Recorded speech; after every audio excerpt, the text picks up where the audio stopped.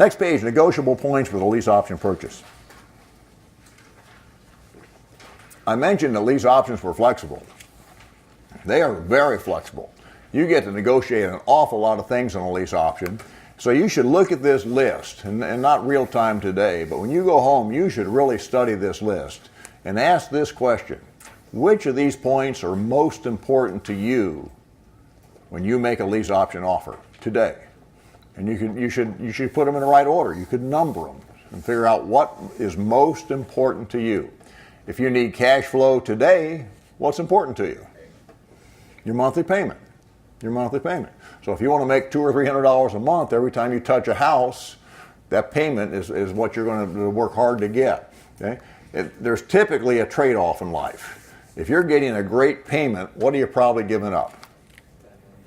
You're probably giving up the price. You're probably not going to make as much on the upside, but that's okay. And we're going to, again, show you ways to structure deals here and separate those two things and bring people in because people that have money are looking for different things sometimes.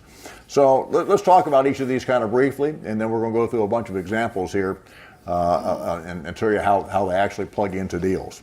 But the length of the lease and the option, I've got that as number one, and here's my logic. If I have a long enough term deal and I'm around long enough, what's probably going to happen to that deal? Better. It's going to get better, and how's it going to get better?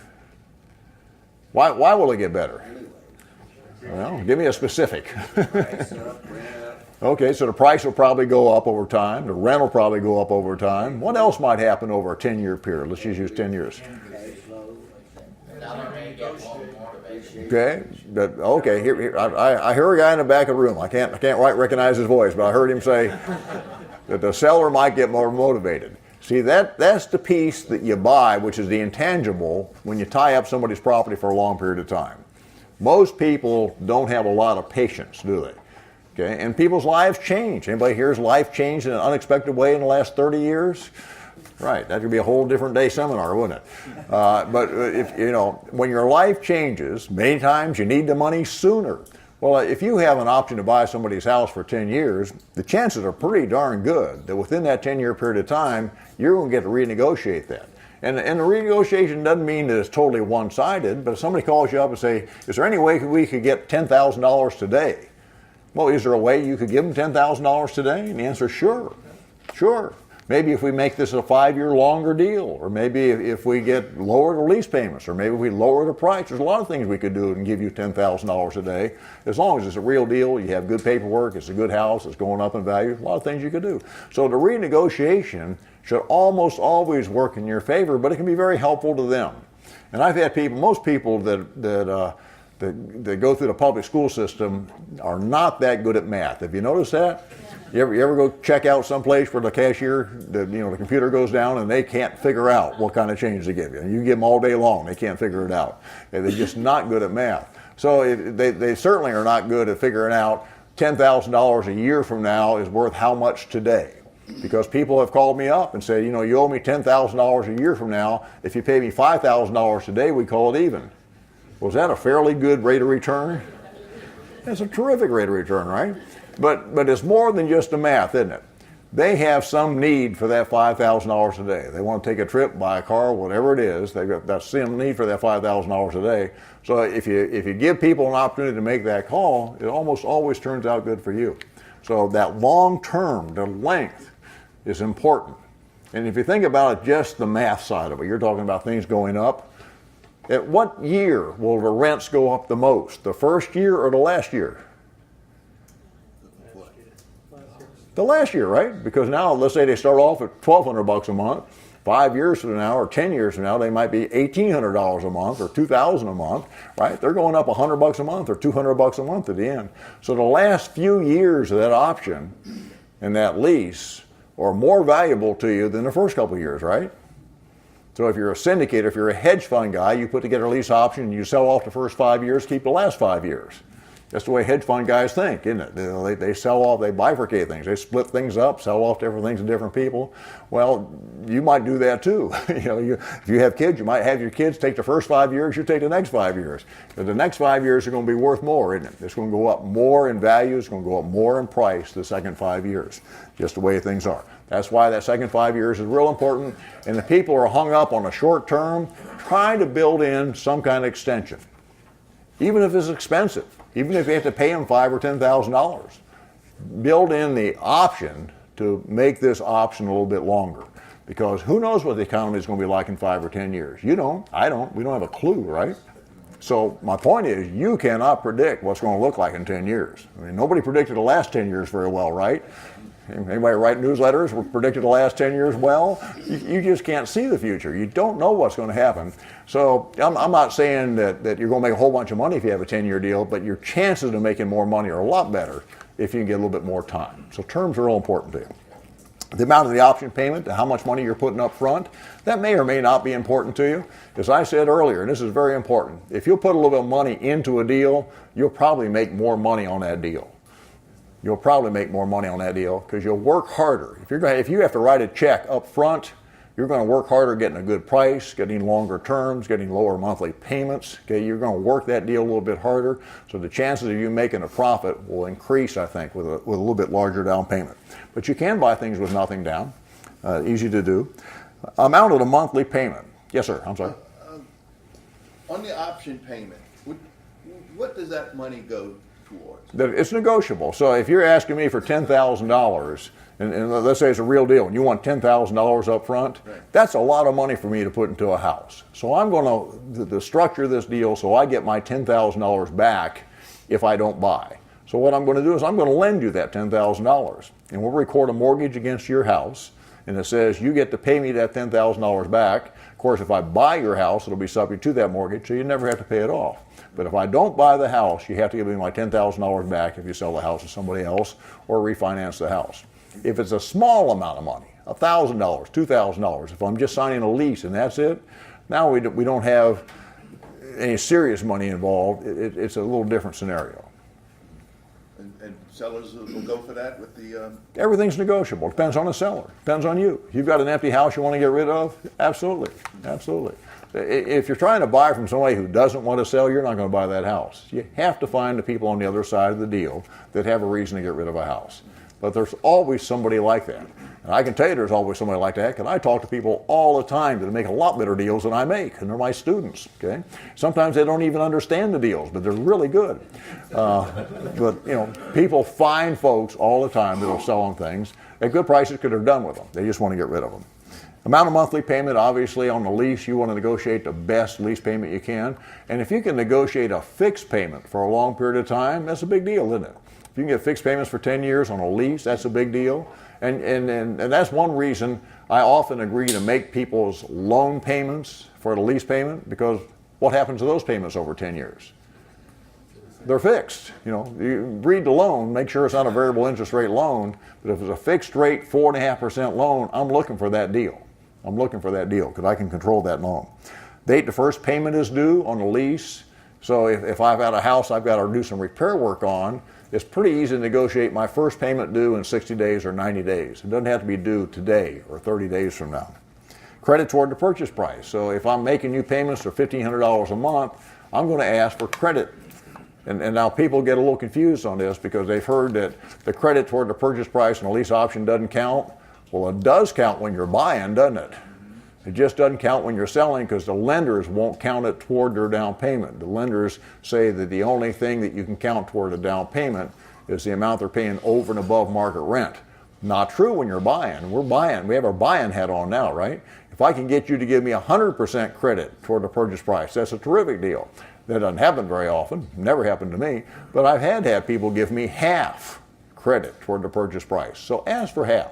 You get surprised sometimes. They say yes, or they negotiate. But if you compare it to an amortizing loan that may be paying down $100 or $200 a month, if you can get more than that, that's a terrific deal. Terrific deal. Maintenance, we'll talk more about it later, but you have to talk about this maintenance. Taxes and insurance, who's going to pay them? Closing costs. I always, when I buy, try to get the seller to pay the closing costs. And of course, when I sell, who do I get to pay the closing costs? The buyers. Okay, I try to give other people the benefit of both those things. Inspection clause is more important when you're selling than when you're buying, but you do want to inspect a house that you're buying on a lease option, don't you? Because you don't know what you're getting into. Any kind of contingency clause, subject to getting financing, whatever you might say in there. Liability on a lease, we talked about earlier. Converting a lease option to an installment sale. Many times, if somebody just wants to get rid of a house, never see it again, and I've made a deal to give you $5,000 down on a lease option and make payments of $1,500 a month for 10 years, I can convert that to an installment sale. I can say, look, we could just wrap this whole deal up right now, close on it, you could deed me the house, I'll give you a note mortgage with the same terms, same payments, and I'll give you a down payment which will apply toward the purchase price. We'll get the house out of your name, and I will be totally responsible for this house from now on. Now, if somebody wants to get rid of a house, doesn't that sing to them? Makes sense. Makes sense. What's the difference to you? You own it. What does that mean that you own it? Good news and bad news. You own it. Okay? If there's a problem with this house, now you've got it. So one major advantage of a lease option purchase is what? You get to test drive it for a couple years. I mean, you get to run this house and operate it and see how much breaks and see how easy it is to rent and see what the neighbors are like. And if you decide it's just too tough, you don't have to buy it. Okay? Or you get to renegotiate it. I had my buddy Jack Miller had an option to buy an apartment building one time, and it went for, I think, 5 years. I could be off on that. But at the end of the 5-year period of time, Jack called the guy up and said, I don't want to buy it. It's too much trouble. And the guy said, please, please, please buy it. Well, what happens to the price? What happens to the terms? Everything gets better, right? So if you have a 5-year lease option to buy somebody's house and they don't want it back, it's going to be a better deal for you 5 years from now, not a worse deal from you 5 years from now. Some of you must have seen that apartment building. I see you're laughing.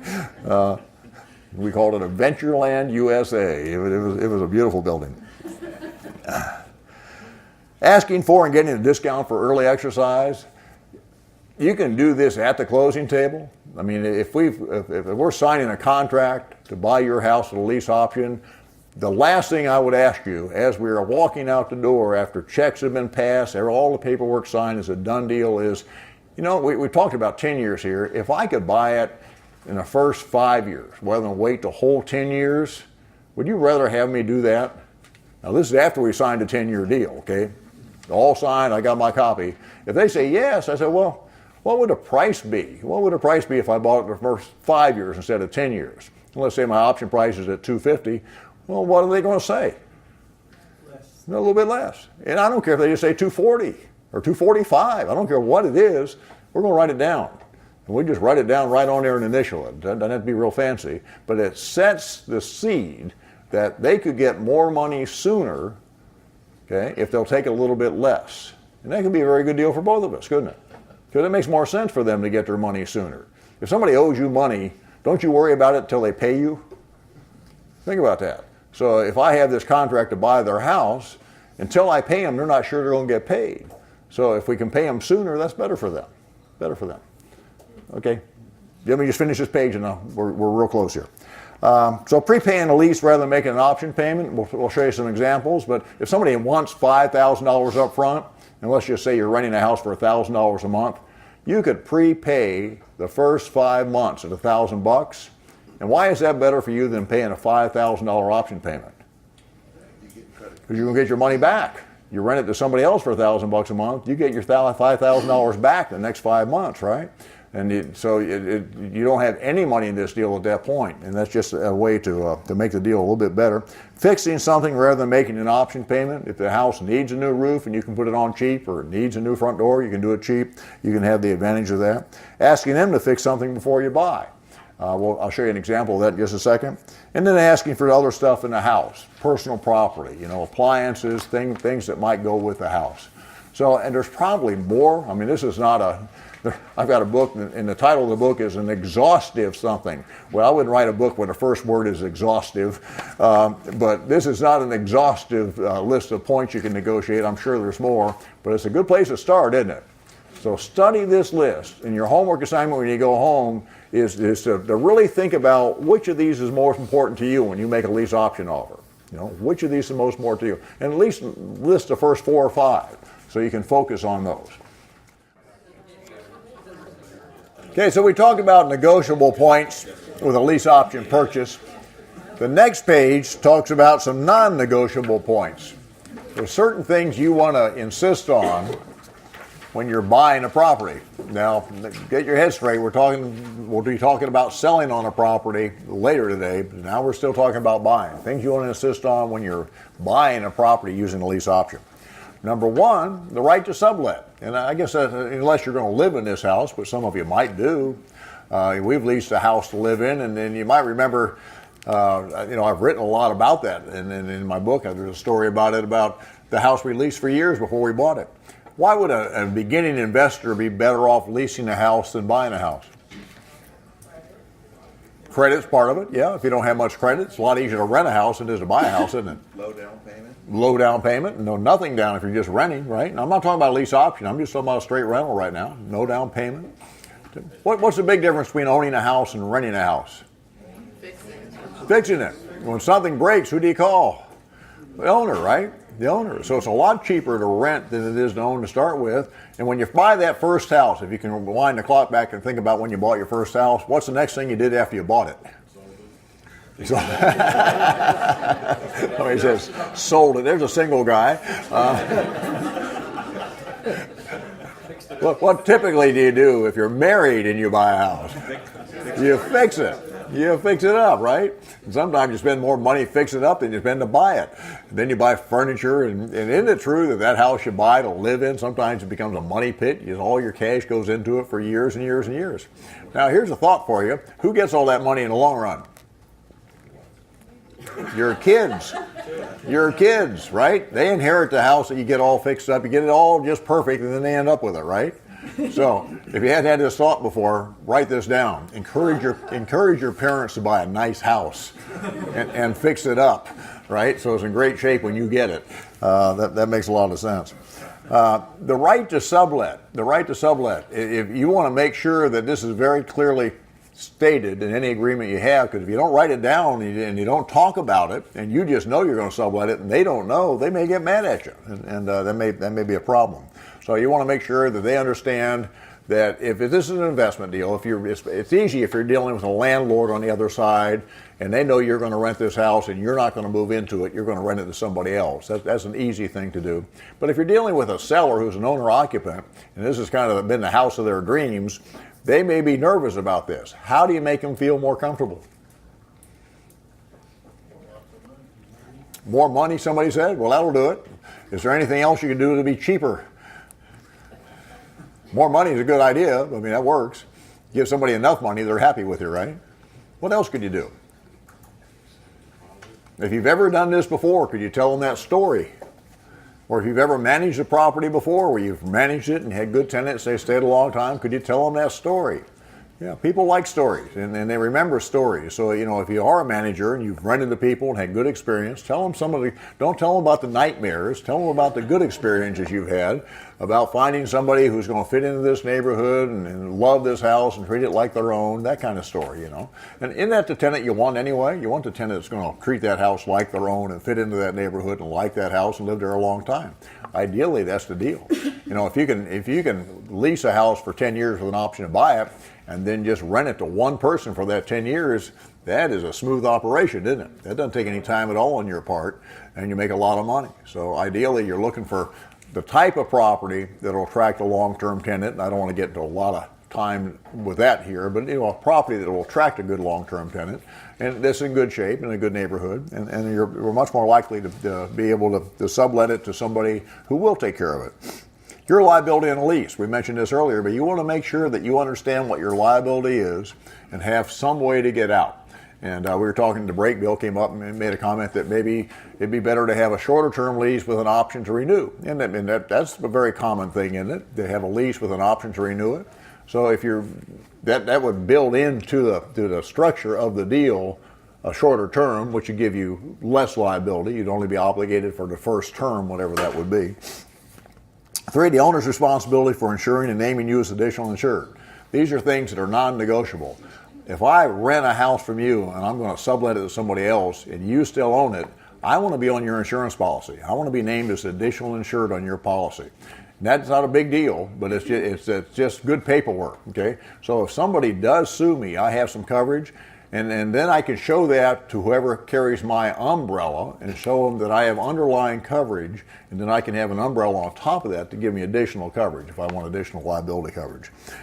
You can buy your own policy, but it's redundant. You know, if you already are covered on their property, if you're already named as additional insured on their property, insurance policy, and you want to check this out with your insurance people, check it out with your attorney if you want to, but make sure you're covered from both a casualty and a liability standpoint.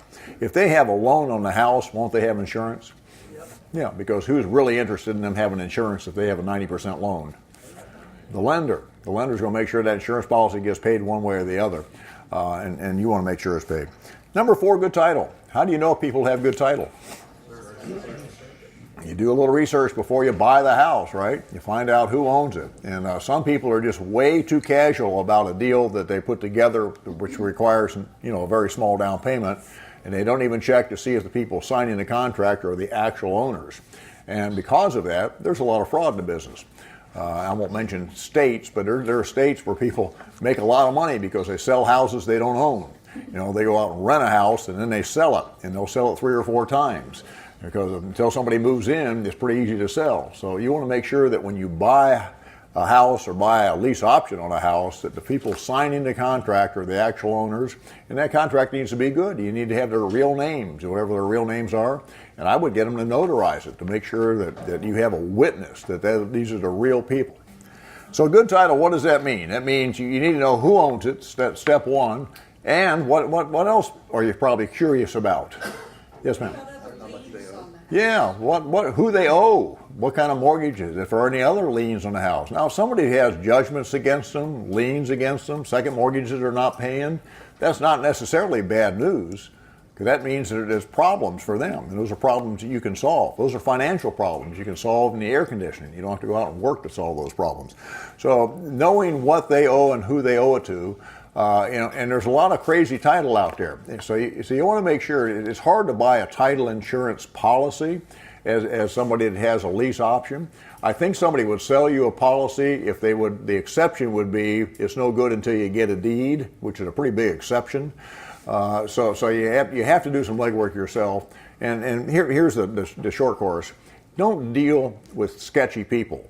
Sketchy is a word I learned from my daughter. There's a lot of sketchy people out there, which means they're not honest. They're trying to take advantage of you, and you kind of get the feeling that there's something not right about this deal. When you get that feeling, run, don't walk, and go find another deal. It's a lot better than dealing with somebody who's not going to perform, because sure, you can hire an attorney and try to force them to perform, but that's not good business, is it? That doesn't make any sense. That costs you money, and if you force somebody to perform, typically the end result is not a happy day. Something bad goes wrong. Yes, sir? Do you do a title search then? I do a title search, yeah. I do a title search. And you can have your title company do what's called an O&E report, an owner's and encumbrance report, which will show you who owns the property and what the encumbrances are on that property. And it's generally a relatively inexpensive thing to do. Call it $100, but it doesn't cost a lot of money to get that done. Now, there's no insurance there. It just gives you a picture of what the title looks like that day, the day they do that search. But that's a great place to start. And so before you invest a whole bunch of money in a deal, you want to make sure that you're dealing with the owners.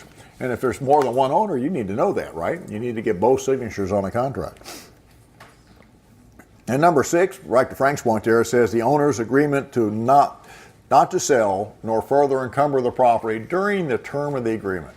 So if I have a 10-year lease with an option, I want these people to sign a contract that says that they agree not to borrow any more money for 10 years or to sell any interest in this property during that 10-year period of time. Now, if they die, kids inherit it. That's just part of the deal. Your contract should bind the heirs and assigns, so you cover those type of situations. The worst case scenario is something really bad happens that you don't have much control over that puts this property in jeopardy. You don't have too much to lose, do you? Because you hopefully didn't put a whole bunch of money in there to start with. If you made a big payment to start with, like we said earlier, $10,000 payment, you want to record a mortgage for that $10,000 So you'll be in the chain of title, and if the property goes through foreclosure or gets sold, maybe you'll get your $10,000 back. It just depends on what the property's worth and how much they owed in front of you. So you use some common sense about how much money you'll put into a deal. Okay.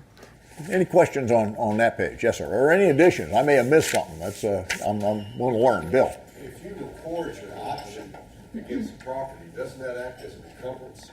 If you record your option, it's in the chain of title, and there's a little debate about how that would affect things behind you. It certainly would affect somebody buying it behind you.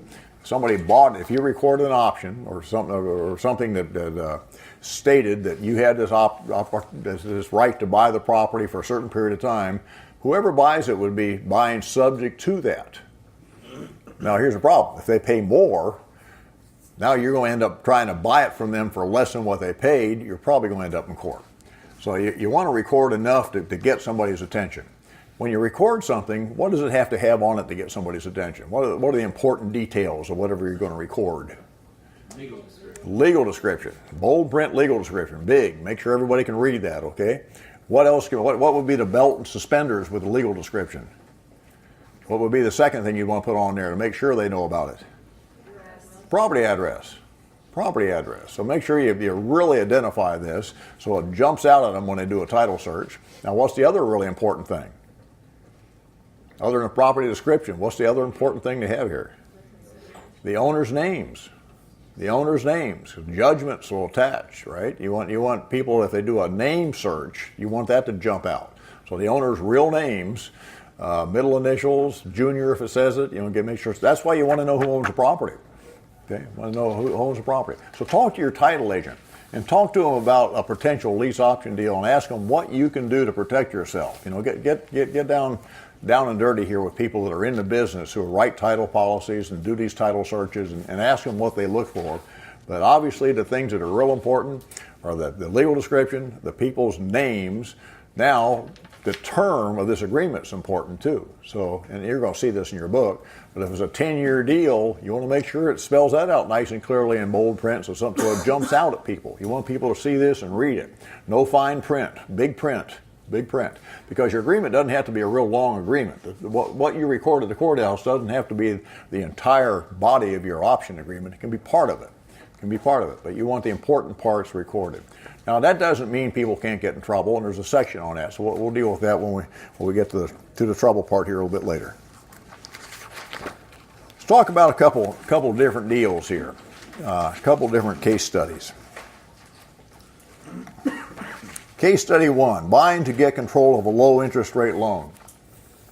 I think a big opportunity now and probably for the next many years to come is to control some of this very low interest rate paper that's out there. A lot of the mortgages have been made at 3%, 4%, 5% long-term loans. Those of us who have been around for a while never really conceived a market where you could borrow a lot of money at 3%, 4%, 5%. We were used to paying 6, 7, 8, 9, 10%. And it worked. We made money at 6, 7, 8, 9, 10%. So these low rates are a real bonus to us. I don't think they'll be around forever, but I could be wrong. But as long as they're around, isn't real estate a wonderful investment? Because if you can buy something and it pays you 7, 8, 9, 10% return, and you can finance it at 3 or 4 or 5%, that doesn't take a rocket scientist to figure out that's a terrific deal. That's a great spread in there. So we have the opportunity for this great spread. And so when you look for people who have long-term, low-interest rate mortgages who need to sell their houses, and for some reason they can't sell them, and what's one reason we talked about earlier today? Primary reason people can't sell their houses. The price is too high. Upside down. The price is too high, and sometimes that's because they're upside down. Those two things can go together, can't they? They could owe $10,000 or $20,000 more than a house is worth. Now, $10,000 or $20,000 more than a $250,000 house is worth may not seem like a whole bunch to you because you're used to dealing in big numbers, but for a lot of people, $10,000 or $20,000 is a monster number, isn't it? They don't have $10,000 or $20,000. They can't write that check. But if you're willing to take a chance on that house and tie up that low interest rate loan for the next 10 years and make the payments and have some positive cash flow, you could probably make money with an option to buy it even at the high price if you had enough years, if you have enough time. So that's what this page is about. Looking for that deal where the people have a loan, in this particular deal, the market value is $175,000 to $200,000. The balance on the first loan was about $150,000 at 4%, 716 PITI.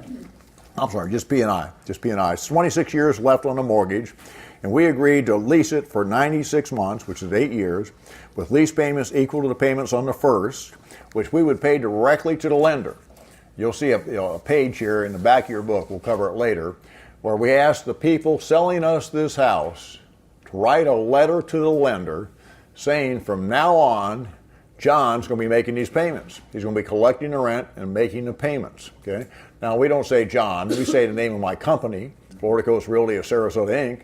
So if you have a company name, it's better to use your company name than your name personally, I think. So if you have a company name that says something Ace Management Company, Ace Property Management, now you've got something that looks like you're in a property management business, whether or not you are. And you can send a letter on that letterhead, or you can have that address, name and address, in this letter sent by the sellers to tell the lender, look, you're going to start receiving checks from this person or this entity. If there's any change in the payments, notify them, because you want to get in that loop, don't you? Where you hear people get in trouble on due on sale clauses is typically when they either stop making payments or they start making the wrong payments. They're making payments of $950 a month, and the payments go up to $990 because the taxes and insurance go up, which is a very common thing. So you need to be in that loop. If you're not in that loop with this kind of letter, how else could you contact the lender to find out if the loan payments are current and what the loan payments are? Is there any other way? Anybody ever call a lender? What phone number did you use? You don't want to look them up in the phone book, do you? No. Where would you get the phone number to call a lender if you wanted to verify the loan payment had been made? Probably their loan statement, right? Or whatever notice they were sent, or if they're behind on their payments, what will they get? They'll get a letter, won't they? They'll say, hey, you're behind in your payments, or something nicer than that, but that's what I was going to say. So call this number for help. Well, that's the number you want to call, because that's the 800 number to the loan servicing department that has all this information. Now, what will they need in order to give you information on that loan? Loan number and probably the last 4 digits that are social or they're social, okay? So if you're buying a house from somebody, you want to get information from them that allows you to make sure they're getting your payments and applying them toward this loan, okay? If they don't send you the loan statement directly, if they keep sending it to the house address, or if they send it to the owner who's moved someplace else, you're going to be out of the loop. You want to stay in the loop. We're talking about a big deal. We're talking about serious money over a 10-year period of time. And you don't want to stub your toe because you didn't make the right payment, or they're not giving you credit for the payments you make. And that's the problems you have. Anybody ever have a problem with a bank not giving you proper credit for the payment you make or changing things? It happens all the time, doesn't it? Happens all the time. So that's just part of the business, and it's your responsibility to make sure that you're doing the right thing there. Because if you agree to make the payments, you have an obligation to make those payments. And who will probably call you if the payment doesn't get credited properly? Probably the seller, because they're still somehow in a loop, I would guess. But you don't want to cause that problem. You want to preserve this loan. The valuable part of this deal to you is what? The loan. The loan. The reason you made this deal to start with, it has a low interest rate loan with low payments. So if you blow that, then the rest of the deal may not be any good. You may not make any money on it. So make sure you pay attention. So here we had the option price set at $40,000 over the balance of the first at the time we exercised the option. What happens to the balance of the first over 96 months? It goes down some, doesn't it? May go down $100 a month for 96 months. That's $9,600. That's a lot of money, isn't it? And it probably goes down more than that on most loans. So you can do the math. You can figure out how much of a benefit that is. But the reason offers like this are simple for the seller to accept is it says how much money they're getting.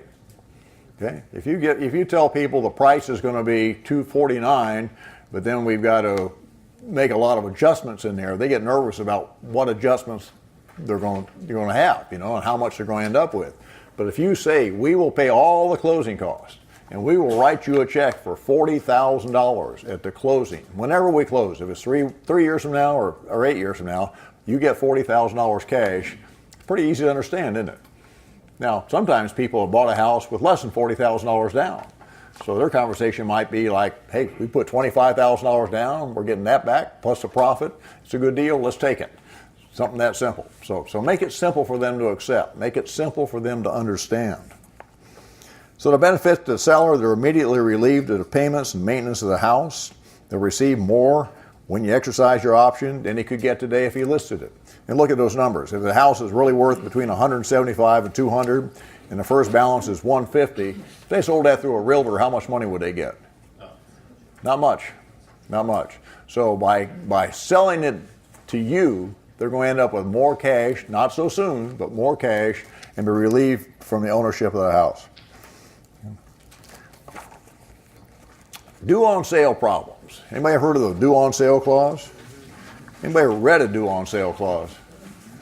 There's different due on sale clauses, but here I've got one that I like. It says if all or any part of the property or any interest in it has sold or transferred, or if a beneficial interest in a borrower is sold or transferred and the borrower is not a natural person, without the lender's prior written consent, the lender may at his option require immediate payment in full of all sums secured by the security agreement. So what does that say then? It says a transfer in any interest is sold or transferred. What is it? It is an option and interest in real estate. I'm glad you asked. Because I just happen to have a recent court case. And there's a bunch of court cases on this, by the way. But this particular one says, and I'll just hold it up so you can show it, option to buy real estate does not confer interest in real property. And that's current. I like those current ones. Okay? And I'm not going to read the whole article to you.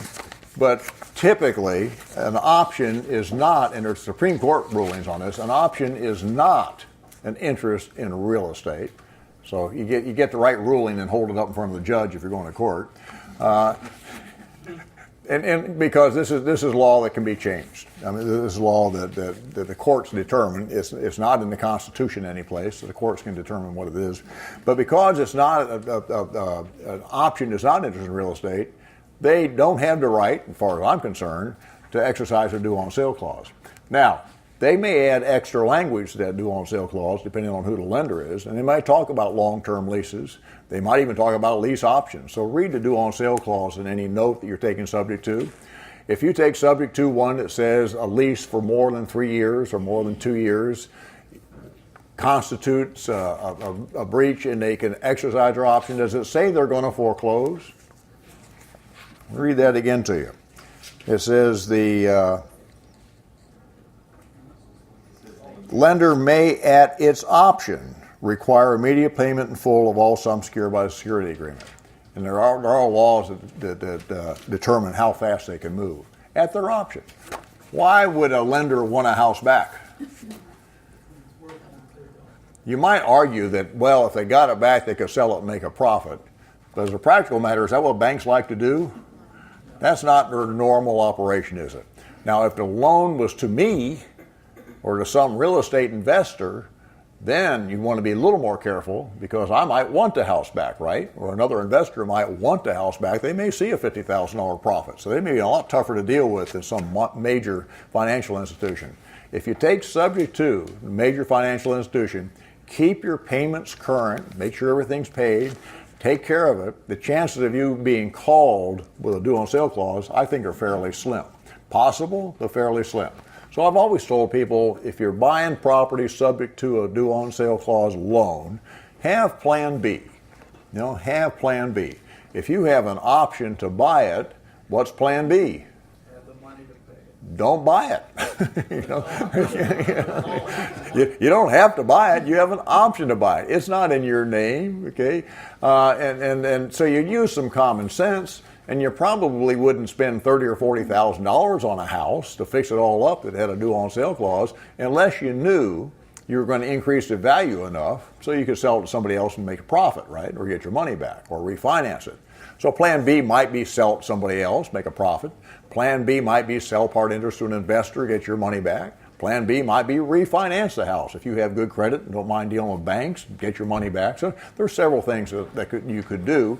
If they do exercise a due on sale clause, it's not like they show up and take the house away from you today. They give you notice. They have to foreclose. It takes a while. So you have some time to do something. And typically, if you'll talk to them, you can extend that for a while. And all the years I've been doing this, I've only had one due on sale clause issue, and it was years and years ago. I mean, it was 25 years ago. So nothing's happened in a long time. Okay. Questions on that page on buying to control a low interest rate loan? A major opportunity. And if you're just getting started in this business, that's a terrific way to get started. Find somebody with a low interest rate loan that's leaving town, leaving a house behind, lease option their house. It's a great deal for them. They don't have to worry about the house. It's a terrific deal for you. Case study 2, buying from sellers who are behind on their payments. Smith owned an empty house in good condition. It was worth about $180 to $220. And for you new folks, I always give myself a range on these values because I never know exactly what a house is worth. You can hire an appraiser, and he might say it's worth $207.50, you know, but that's just a wild guess, isn't it? I do better with a range because I can say with some authority it's worth between $180 and $220, and if I can buy it at that $180 price or less than that effectively, then I'm a pretty happy camper. Had $160 loan balance. Payments on the loan were $1,400 PITI. So taxes and insurance there, that's why it's a little higher. And there are 2 payments behind. Okay, the market rent was about the same, about $1,400, $1,600 a month. We agreed to make the sellers a loan in the amount of $2,800, which is these 2 back payments they had. And we're going to record that loan against the house. And we're going to make that check payable not to them, but to who? Somebody's going to pay the bank, right? So you can make it out directly to the bank, or you can make it to a title company or an escrow company or an attorney who would pay, then bring the loan payment and pay the bank as consideration for an option to buy their house. Then we lease the house for the rent payments, equal to the monthly payments. So they're paying $1,400 PITI. That could change over time. But we agreed to make payments equal to that amount directly to the lender. The interest rate on the $2,800 we loaned to them is going to be the same as the interest rate on the loan. It's pretty much immaterial, isn't it? I mean, the interest on $2,800 isn't going to be a whole bunch of money, even if it's 18%. So that's not the big deal. It just has some interest rate. It says interest to accrue. We don't care if they make any payments to us on that, but we want to put it on the records, and it's going to be a long-term loan with interest rates to accrue. Your option is to pay them $10,000 net to them over the loan balance at the time you exercise your option with 84 months. Again, a very simple offer for them to accept. $10,000 cash. We pay all the expenses net to you.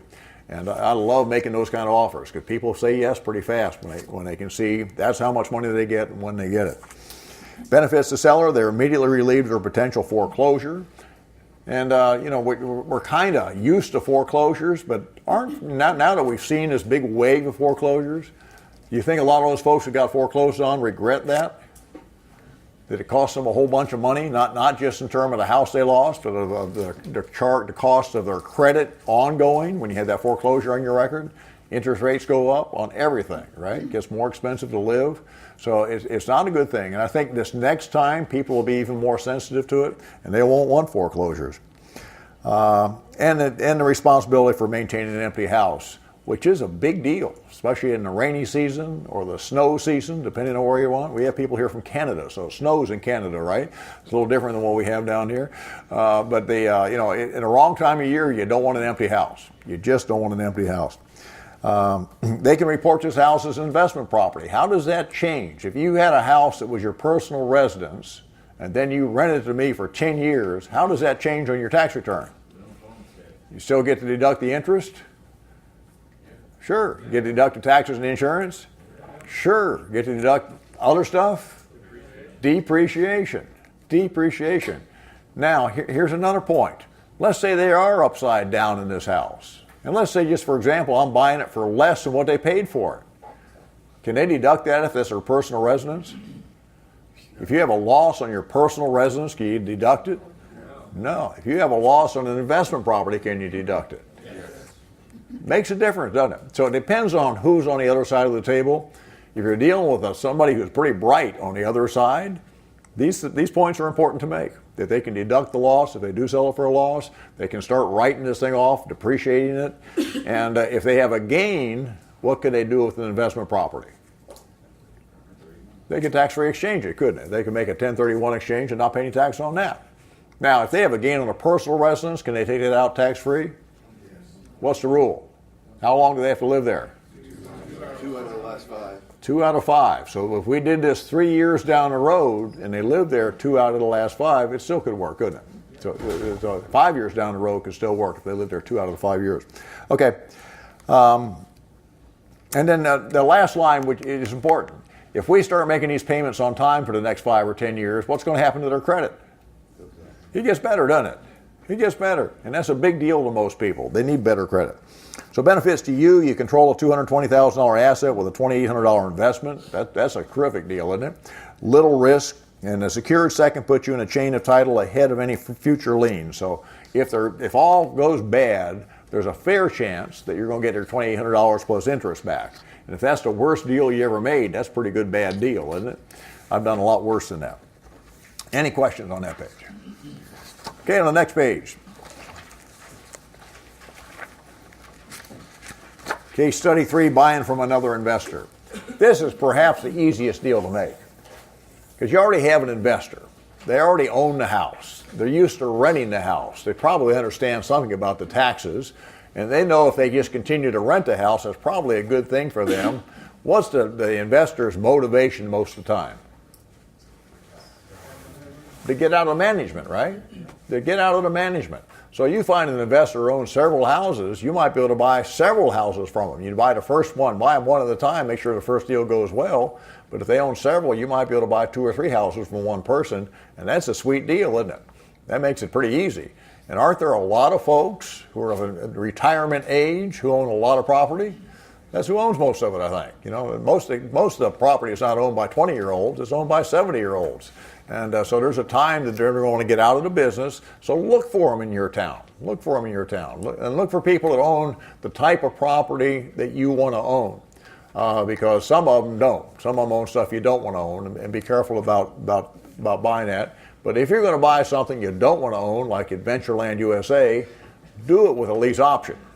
Do it with a lease option. That way, if you really don't want it, you can get out of it. So here, a seller owns a 20-year-old empty house advertised for rent in the paper. Good place to find them, right? Craigslist, paper, signs in the front yard. Anytime I see a for rent sign in the front yard of a neighborhood where I own property, I go figure out, I call them. I'm going to figure out how much rent they're collecting and what kind of deposit they want. And then the last question is, would you be interested in selling this house? And sometimes the answer is yes. So it's a pretty cheap call, isn't it? Doesn't cost much to make that call. So be constantly looking for those kind of opportunities. Here, the market value is about $180, $200. The loan balance is about $100. They have monthly payments of $1,000 a month with a 6% loan. They had market rent of about $1,300 a month, and we agreed to make the lease payments of $1,100 a month, $200 a month under market rent to them. They were nervous about my ability to perform. They wanted to make sure they didn't get this house back in worse condition, and that's a normal thing, isn't it? If you turned a house over to somebody with a low down payment, you'd be worried about somebody doing some damage and giving you the house back in bad shape, carpet shot, paint shot. Now you've got to put all this money into the house. So we offered to pay them $4,400, 4 months prepaid rent, and took the house in as-is condition. Now that $4,400, I talked about this a second ago, when it's prepaid rent, that's a lot better than making a $4,400 option deposit, because as I rent this house to somebody next month, I'm going to start collecting rent, and I don't have to pay the seller any more money for 4 months. I've already prepaid the first 4 months rent. So I don't care if it's the first 4 months or the last 4 months, whatever it is, that's better than making the deposit, because I'm going to get it back. In consideration of your lease, you receive an option for 60 months, subject to the remaining first balance, and pay the owners $10,000 in cash plus a note for $60,000 payable at 4% for 15 years, $443.81 a month. Why would an investor rather have a note than cash? When I buy this house from them, anybody here an investor thinking about selling your house and carrying back notes when you sell their house? Yeah, a lot of us do that. And why would you do that? Taxes is part of it, but what's really the big part? You get a lot more interest from when you sell somebody and carry back a note than you do if you put your money in the bank, don't you? If I take $100,000 down to the bank, how much are they going to pay me? 0.5%. Not much. So if I can get 6% or 8% or 10%, that's light years better than 1% or 2%. So it's a big, big deal. We really are in an interesting market right now because prices are up, interest rates are still low, but aren't there a lot of people who cannot qualify for a bank loan? And we'll talk about that this afternoon. That's why selling and financing can make a lot of sense to you. So it's not a hard sell. And you should always, when you have an investor on the other side of the table, you should always bring up the idea of when we close, we don't have to pay you all cash if you don't want all cash. We could pay you some interest. And somebody who understands interest, and most of them do, and if this is not a big deal to them, they'd much rather have 4, 6, or 8% interest on their money than have all cash, which they have to put in the bank. Benefits the seller: immediate relief from the management, profit without paying a commission or fixing a house, and that's a big deal, isn't it? Ever sell a house and pay a commission to have to fix up the house because they found a bunch of stuff wrong with it when they bought it? It eats up a big piece of your profit, doesn't it? That's 7% or whatever it's going to be, plus the fix-up cost, plus a little bit negotiated off the price. That could easily equal 10% of your purchase price. And on a $200,000 house, that's 20 grand. That's 20 grand. So they can do that math. An investor typically can do that math. So they make $20,000 more doing it this way. And they get cash flow for years because they agree to take a note. Our benefit: we get control of $200,000 asset with only $4,400, which we get back, and we have very little risk. It's a house we like, and the combination of a monthly credit and a principal reduction on a loan give us a credit of $350 a month. What's 350 times 12? That's not a bad return, even if you had the $4,400 return invested, is it? I mean, that's a terrific return on your money. And we're not talking about appreciation at all. We're talking about just principal pay down here. So when you can take subject to existing loans and you can make those payments and get benefit of the amortization on those existing loans and buy a house with a fairly low down payment, your rates of return will be sky high. Okay, number 4, case study number 4, buying a house that needs work. Seller recently inherited a house and needed repairs. Does that happen in your town? Nice thing about living in Florida is people die all the time. Isn't that true? A lot of real estate gets turned over down here. It's a high mortality rate. That's why I see so many funeral homes and cemeteries. It's a wonderful thing if you're in a real estate business, unless it's you, of course, and then not. Okay. The appraised value is $180,000, but that's low. You know, ever had an estate appraisal come in low? They come in low all the time. They don't have much to work with, and a lot of times, what do these houses look like? They look like original 1954 houses, right? They got the original tile, the original kitchens and bathrooms, original carpet, the original paint, you know. So the houses they're not really beat up, they're just old. They're just old. They haven't been fixed up in a long time. So when they appraise them, they come in real low. So you can buy things at a bargain if you buy them at the appraised price sometimes. The market value would be about $1,400 a month on the rent if it was fixed up. It's unrentable in its current condition. And I'm looking at a house exactly like this right now.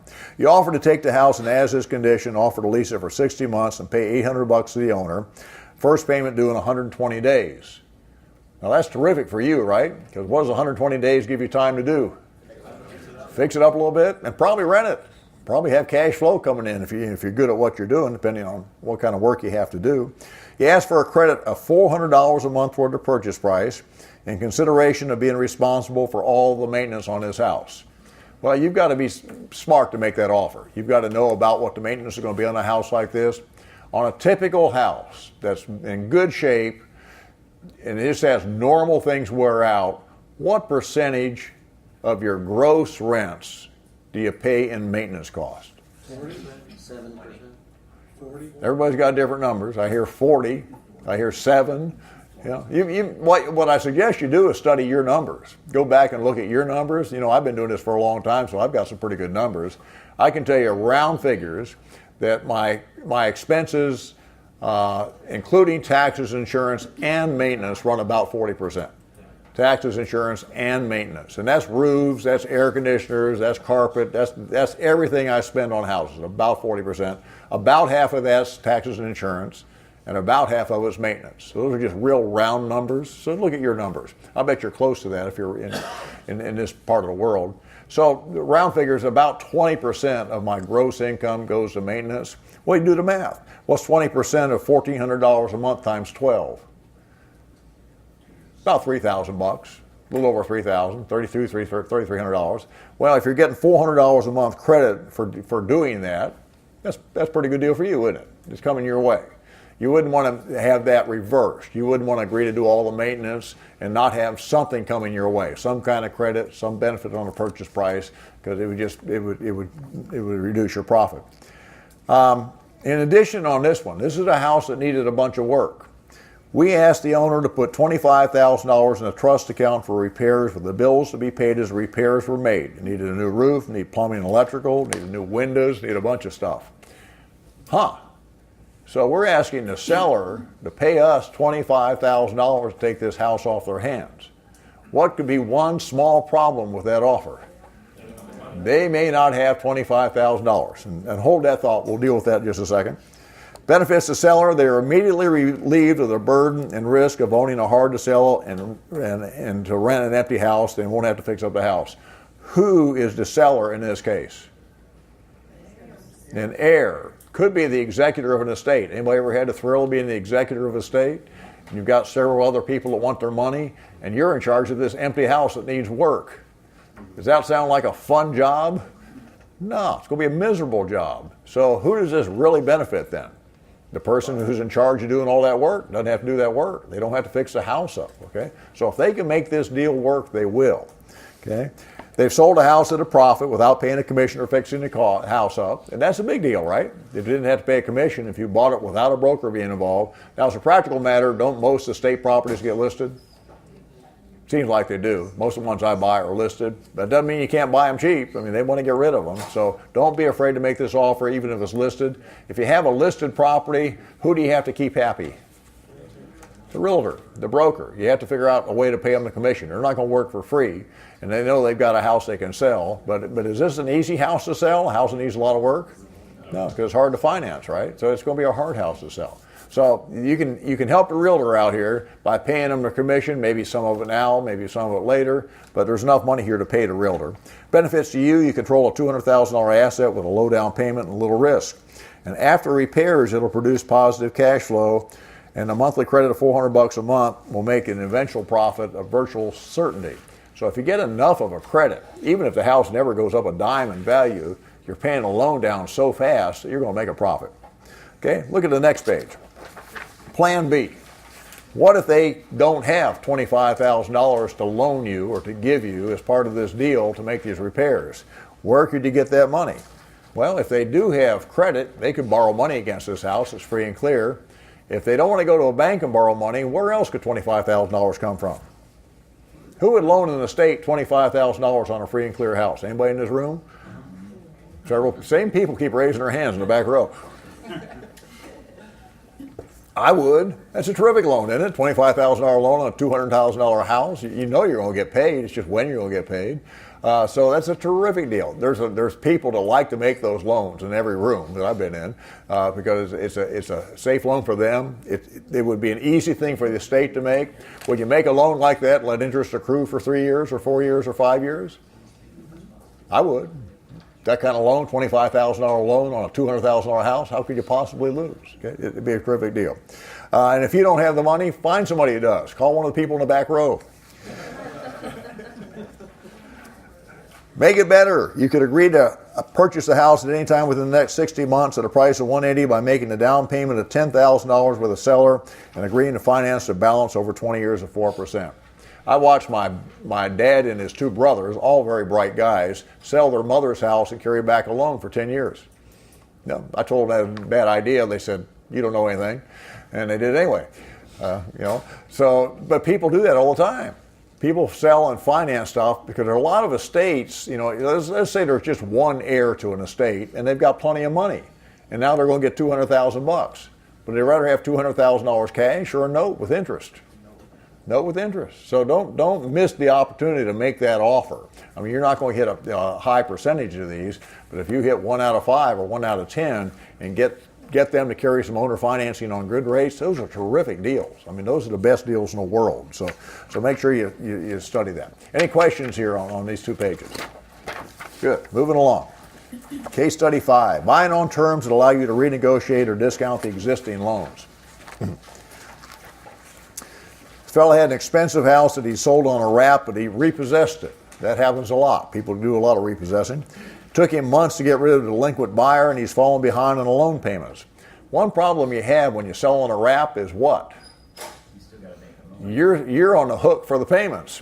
So the guy who owes you the money, the buyer who owes you the money, who's paying you on this wrap, and everything's just rosy because you figured your rate of return, you're making 32% of your money, then the money quits coming in really quick. You're not making 32%.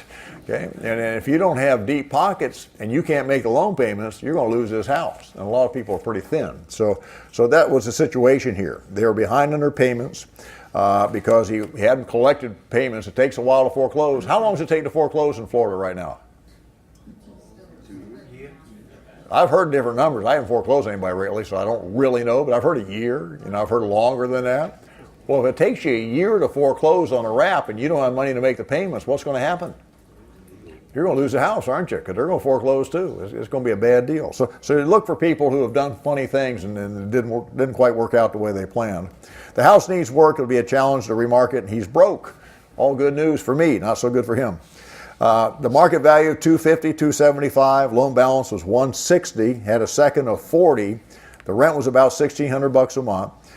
We made an offer to take the house with the right to rent it to others, got subletting in there, to make the repairs, to market the house to another, and with the right to negotiate directly with the lenders. I wanted him to cooperate with me in renegotiating these loans with the lenders. Okay? So it takes his help, because he's the guy who owes the money. He's the guy who owns the house. Without his help, I can't do this. But if he'll cooperate with me, I can save his bacon here. I can write him a check, give him some money, which nobody else will probably figure out how to do. And we can save his credit because he's still on these loans. He's still making payments, or supposed to be making payments. So we did that. And he agreed to a 5-year lease option to sell the house to me at a price of $10,000 over the loan balances. How much is he going to get over the loan balances if it gets foreclosed on? Nothing. Plus, it's going to hurt his credit. Bad deal. So this is a lot better deal for him, and it's worth it to him to do a little work to get that $10,000.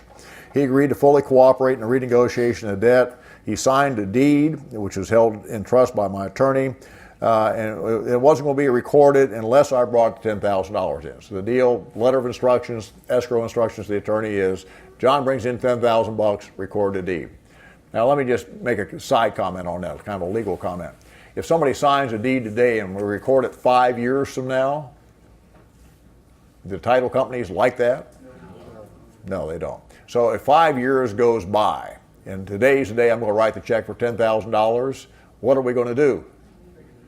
We're going to have him sign a new deed, right? Put today's date on it. Same legal description, today's date. Didn't cost him anything, right? Just one more deed, same deal. He hasn't recorded the old deed yet. It hasn't been delivered to me. When does title transfer in the real estate business? When does title transfer? This is an important thing to know. When the deed is delivered.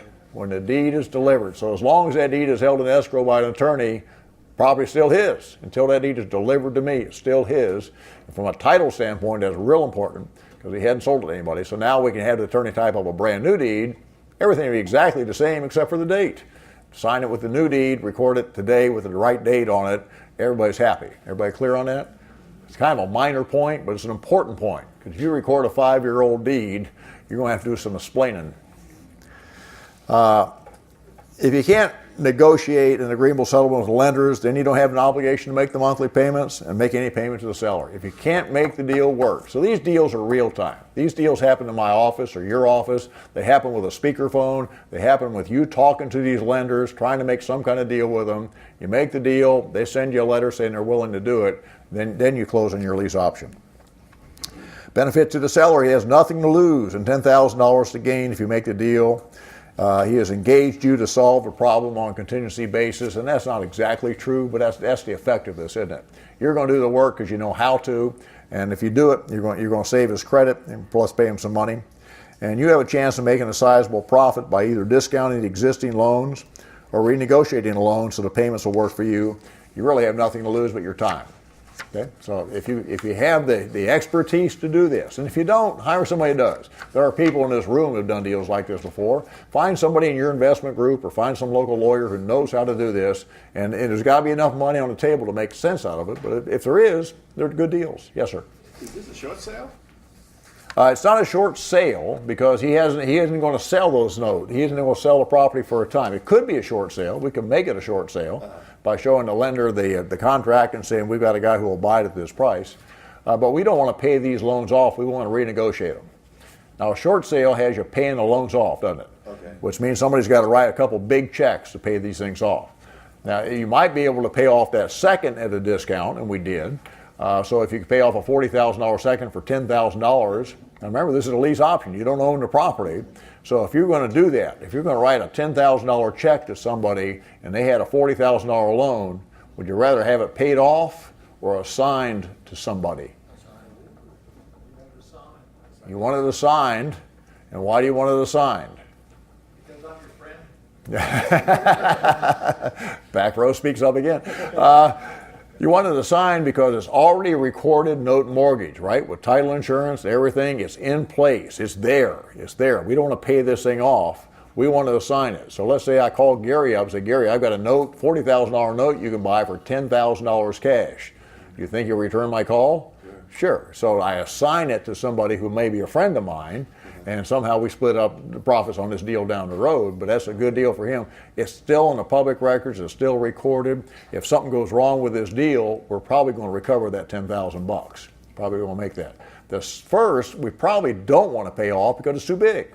So with a first like that, what you want to do is renegotiate it. You want to say, look, we'll bring the payments current, but here's what we want. We want you to forgive the back interest. We want you to forgive the late payment fees. We want you to re-amortize the loan and lower the payments. You ask for a lot. You don't get it all, but you get some of that. And if they'll give you some of it and agree to renegotiate, now you leave that loan in place. See, that loan's still there. You didn't have to pay it off.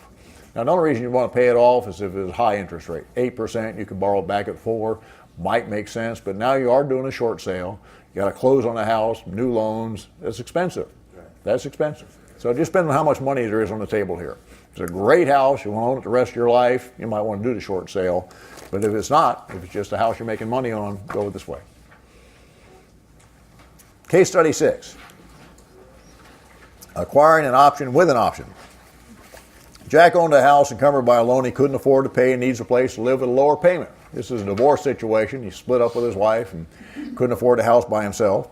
Had a market value of about $300 to $350. Loan balance is about $250. 5%, $1,800 PITI. The rent was about $1,800. So we offered him another house to live in. The benefit he was looking for is a cheaper place to live in. So we said, Jack, we've got a cheaper place you can move into. And he said, what about my equity in this house? And we said to him, here's the deal.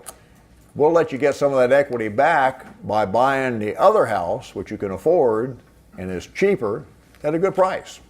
So we traded him an option to buy a house that we already owned at a good price, and we agreed to lease it to him. So he's a good tenant, right? Because he's a lease option tenant. He agreed to lease it, got him into a house he could afford. That was a made benefit to him. Gave him the opportunity to recover some of his equity if he bought that house, if he got his act together and bought that house. And we picked up a house it was a house that we wanted, that had a decent loan on it.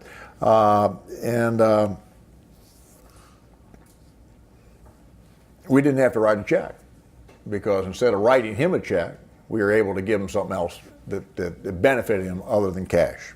Okay? So when you see somebody who's got an expensive house, and there's another example in here about taking a house in on trade, the expensive houses are harder to sell. When people get in trouble with the more expensive houses, they're generally in big trouble. And these numbers will adjust over the years. We'll come back in 10 years, we'll be talking about $600,000 houses, not $300,000 houses. But you look at relatively expensive houses, those people have bigger problems. And you get paid better by solving the bigger problems. You make more money per house in a $300,000 house than you do a $50,000 house. That's why I'm always tickled why people scourge the country. They always say, where can we buy the cheapest houses in the country? And I always ask the question, why are they cheap? And people think about that, and the answer is because they haven't gone up. right? Well, if they haven't gone up, are those the ones you want to buy? I like to buy the ones that go up. So you have to think through the whole picture here. Okay, any questions on option with an option? Simple transaction. If you already own a house, and if you don't own a house, what could you do? You could find somebody that does own a house, right? And say, look, I've got a great lease option tenant for you. You could even, let's say I've called somebody who owns a house who said, well, but I'd want $5,000 to put this guy in there. Could you put up to $5,000? Yeah, you could. If you put up $5,000, what would you want? Maybe part interest in that option, because you're putting up the money. So there's different ways to put a deal together.